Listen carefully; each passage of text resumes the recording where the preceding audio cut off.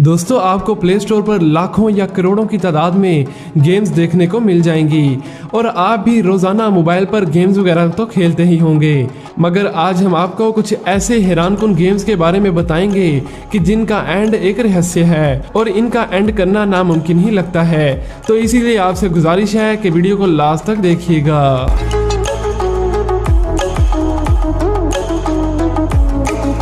Flappy bird.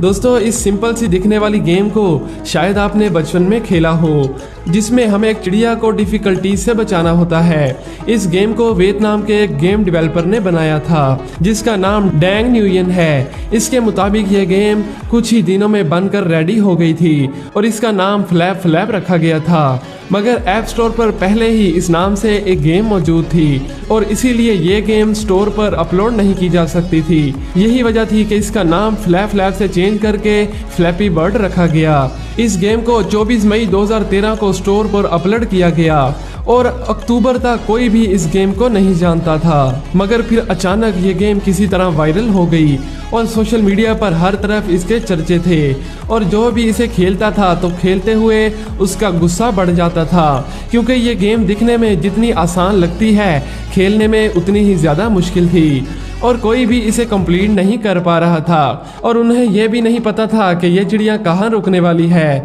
जैसे जैसे आगे बढ़ते जाएं मुश्किलात में इजाफा होता चला जाता है और यही वजह थी कि लोग इसे मुकम्मल करने के लिए बार बार और हर वक्त खेलते रहते थे और लोग इसे एक चैलेंज समझने लगे।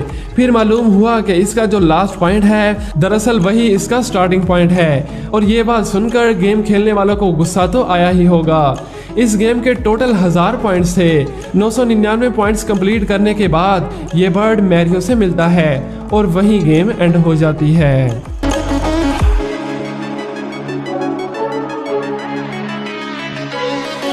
पैकमैन।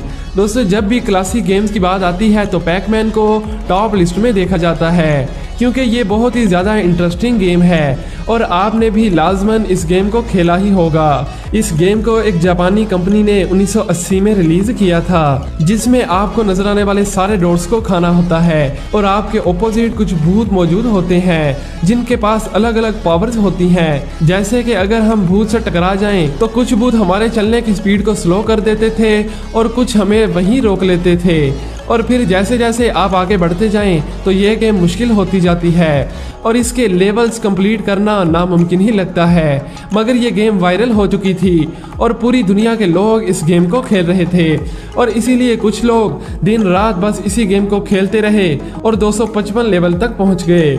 मगर उनके मुताबिक 256 लेवल पर पहुंचते ही गेम क्रैश हो जाती है और स्क्रीन पर एक सॉफ्टवेयर एरर आता है। लेकिन इस एरर के बारे में तो गेम डेवलपर्स को भी नहीं पता कि आखिर ये एरर क्यों आता है। 1999 में एक शख्स ने पैकमैन में 33,33,360 पॉइंट हासिल किए, जो कि पैकमैन हिस्ट्री में आज तक का सबसे हाईएस्ट स्कोर है और आज तक कोई इसका लास्ट लेवल कंप्लीट नहीं कर पाया। दोस्तों आपकी फेवरेट गेम कौन सी है नीचे कमेंट करके जरूर बताइएगा।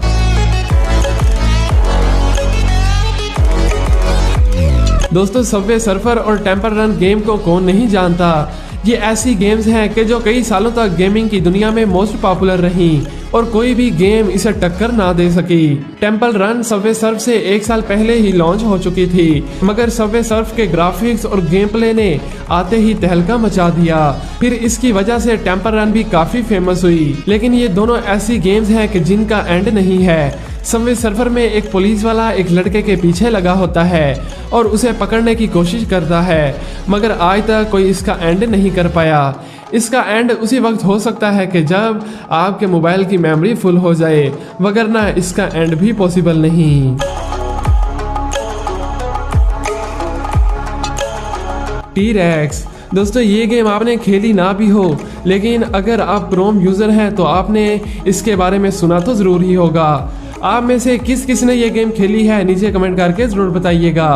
आप में से जो भी क्रोम यूजर है और अक्सर उसका इंटरनेट का इशू रहता है वो तो इस गेम का काफी अच्छा प्लेयर भी होगा, क्योंकि जैसे ही आपका इंटरनेट कनेक्शन लॉस्ट होता है तो क्रोम पर यह डिस्प्ले हो जाता है और इस तरह बगैर इंटरनेट के क्रोम आपको टाइम पास करने के लिए ये गेम दिखाता है, जिसमें एक डायनासोर भागता रहता है और आहिस्ता आहिस्ता उसकी स्पीड में भी इजाफा होता रहता है। इस दौरान बहुत सी रुकावटें आती हैं और आपको बस उनसे बचना होता है। कई बार तो लोग खुद अपना इंटरनेट बंद करके इस गेम को खेलते हैं, जिससे आप इसकी पॉपुलैरिटी का अंदाज़ा तो लगा ही सकते हैं। इस गेम को 2014 में ऐड किया गया था, लेकिन इसमें काफ़ी एरर वगैरह मौजूद थे, लेकिन फिर इस गेम में बहुत सी चेंजिंग्स की गई और 2018 के सिर्फ एक मंथ में ही इस गेम को 27 करोड़ बार खेला गया और इसी वजह से एक बार तो इस गेम को बंद करने का भी सोचा गया, क्योंकि इसे बच्चों के साथ साथ बड़े और बूढ़े लोग भी खेल रहे थे, मगर फिर ऐसा नहीं किया गया। इस गेम को लेकर हर किसी के जहन में ये सवाल होगा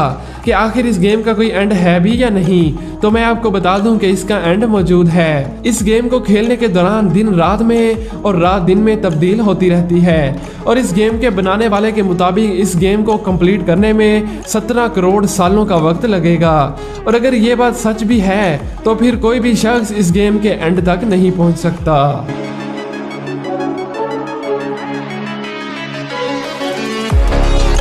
डोंकी कॉन्ग दोस्तों, इस गेम को 1981 में बनाया गया था, जो कि उस वक्त की एक फेमस गेम थी।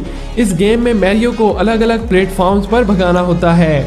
ऊपर एक गोरिल्ला मौजूद है जिसने एक प्रिंसेस को बंदी बनाया होता है और वो मैरियो को मारने के लिए ऊपर से चीज़ें भी फेंकता रहता है, जिनके ऊपर से हमें कूदना पड़ता है। इसके डेवलपर्स ने सोचा नहीं था कि ये गेम इतनी मशहूर हो जाएगी, लेकिन जब ये गेम पॉपुलर हुई तो इसे अपडेट किया गया और इसके 3 एंड्स भी बनाए गए। एक एंड में मैरियो गोरिल्ला को नीचे गिराकर शहजादी को बचा लेता है, दूसरे में मैरियो गोरिल्ला को खुद पर गिरा लेता है और दोनों ही मर जाते हैं। मगर लास्ट वाला एंड सुनकर आप भी हैरान रह जाएंगे, क्योंकि इसमें मैरियो शहजादी को गिराकर गोरिल्ला से दोस्ती कर लेता है। तो दोस्तों, ये थी आज तक बनाई गई एंडलेस गेम्स।